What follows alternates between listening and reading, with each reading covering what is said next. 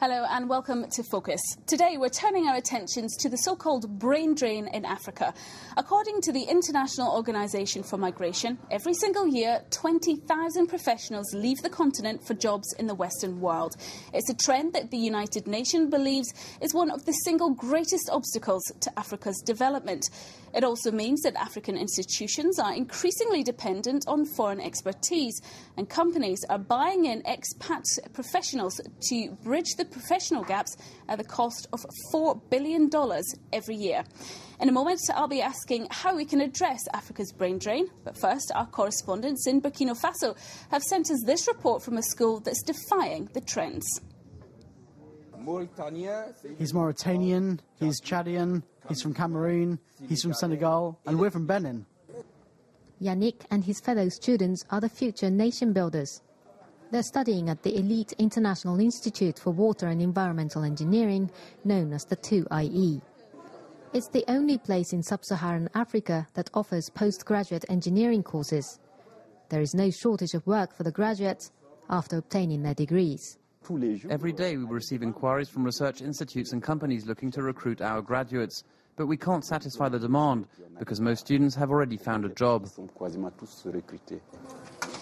1 in 16 students in Africa leaves the continent to pursue further studies abroad. This school was set up in 2005 with financial aid from the World Bank, the French Development Agency, African Development Bank and others. The aim?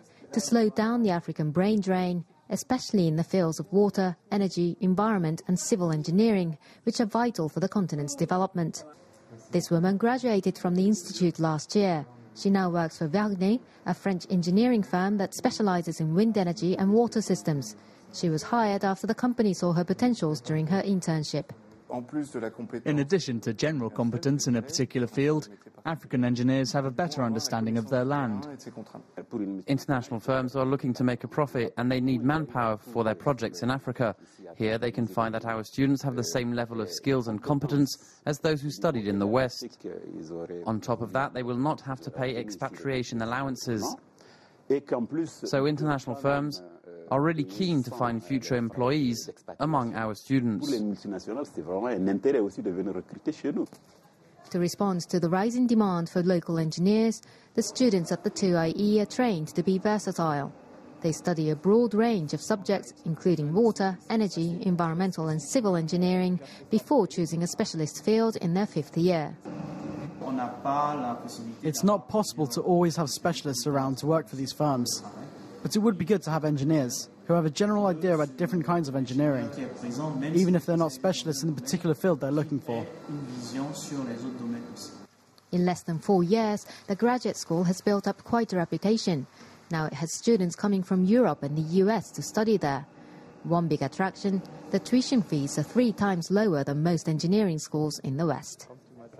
Well, Henri Bernard Solignac-Lecomte, Africa specialist from the Organisation for Economic Cooperation and Development, joins me now in this studio. Welcome to France24. We've just seen in that report that educating and keeping people in Africa is possible. So why is it still losing talent? There are several aspects to the problem, and yes, it's a great wonder that Africa is confronted to a double problem. On the one hand, there's a lot of unemployment, a lot of bad jobs, scarcity of opportunities for the youth. On the other hand, some sectors, industrial sectors or health sector, for instance, struggle to find the right degrees, the right people that they need. But there's an issue here with the opportunities that the economies of the continent are able to offer. So what sections of industry are most affected by this problem? A very well-known example is the one of the health sector, the public health sector. There is a scarcity of nurses, a scarcity of doctors, while at the same time many of them find employment in OECD countries. Typically, Southern African nurses will be hired in the UK. Why do they want to go to the UK? The problem is that I believe strongly that most people, if they had a choice, would like to have a life and a job in the country where they were born. It's just that when the opportunities is just not there, when you can't find a good job, when you can't find a proper future for you and your family, you will tend to go away and find it abroad. So the real question here is the capacity of African economies to generate the opportunities, generate the type of jobs that people want. How can they do this then? Well, there are many ways of tackling the problem, but what is striking is the lack of development for the small and medium enterprises. Together with the African Development Bank, every year we review the health of African economies. And what we find is that these small and medium enterprises are the real missing middle. We've been documenting the phenomenal growth that some African countries have experienced over the past decade, but this growth has been mostly driven by sectors like oil or minerals. But an oil platform generates a lot of wealth. It shows really in the figures that there's some growth happening, but it does not generate many jobs. It does generate very, very few jobs. And so for the health service, I guess there's not the kind of the huge financial benefits. Is that the problem?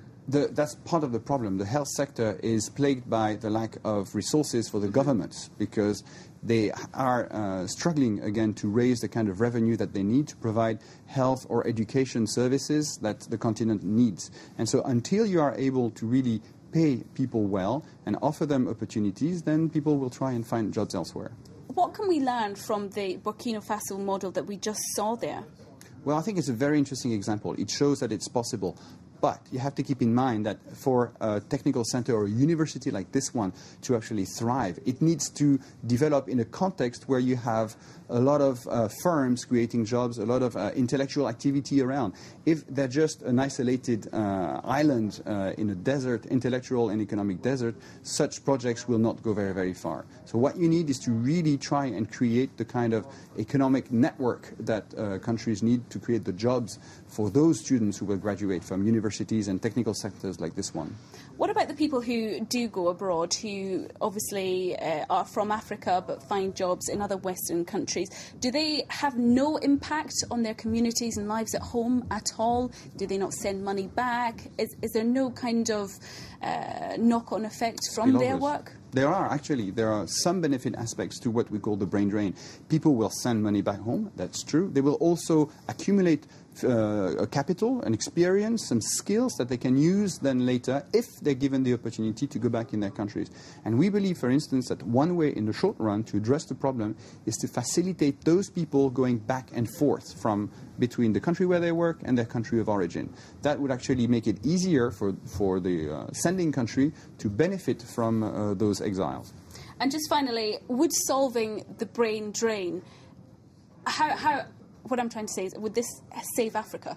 Well, if we did some calculation, if we cancelled the brain drain and everybody came back to Africa, in the health sector, for instance, it would solve only, let's say, 10% of the problem. You'll still have 90% of the needs of the continent in terms of health workers that would be unsolved. So it wouldn't solve all the issue. We really need to be flexible. We need, in the short run, to allow what we call circular migration, not only between OECD and African countries, but also amongst African countries themselves.